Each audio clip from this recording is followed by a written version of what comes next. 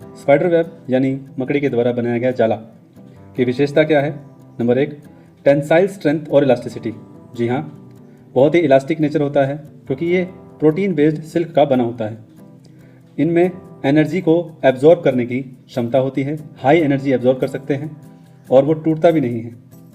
ये मेरे घर के पीछे का एक एरिया है जहाँ पे कपड़े सुखाने के लिए एक क्लिप का इस्तेमाल होता है। उसमें एक मकड़ी छुपी हुई है और मैं इस जाले को डिस्टर्ब कर रहा हूँ। मैंने एक झाड़ू की एक सीख है, उसको मैंने वहाँ लटकाया और मैंने इसको डिस्टर्ब करना शुरू किया।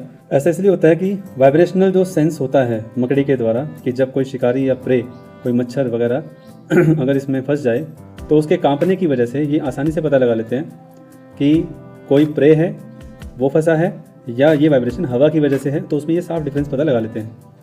अगला कंसेप्ट आता है कि ये जाला हमें दिखाई कब देता है, कैसे देता है? क्योंकि इसकी जो थिकनेस है ना, वो थिकनेस ज़्यादा होती है वेवलेंथ ऑफ लाइट के, तभी ये हमें विजिबल होता है। ठीक है, हाउस स्पाइडर वेब जो होता है उसका सिल्क जो है वो लगभग 3 माइक्रोमीटर की जो है उसका जो डायमीटर होता है। ठीक है, और अगर हम इसकी तुलना करें सन लाइट की वेवलेंथ से, विजिबल लाइट से, तो विजिबल लाइट जो हम देख पाते हैं उसकी रेंज होती है 380 से 400 नैनोमीटर वायलेट के लिए और 700 से 780 नैनोमीटर रेड लाइट के लिए। अब इसी वजह से क्या होता है कि ऑब्स्टेकल्स का काम करती हैं ये, और डायफ्रैक्शन और स्कैटरिंग, जब सनलाइट इस जाले पर पड़ती है तो फिर वो वाइट लाइट स्कैटर्ड हो जाती है। और एक बात, इसको हम डार्क बैकग्राउंड के साथ ही देख सकते हैं। जैसा कि आप देख पा रहे हैं कि मैं कार्डबोर्ड जब लगा रहा था तो हमें वो दिखाई नहीं दे रहा था।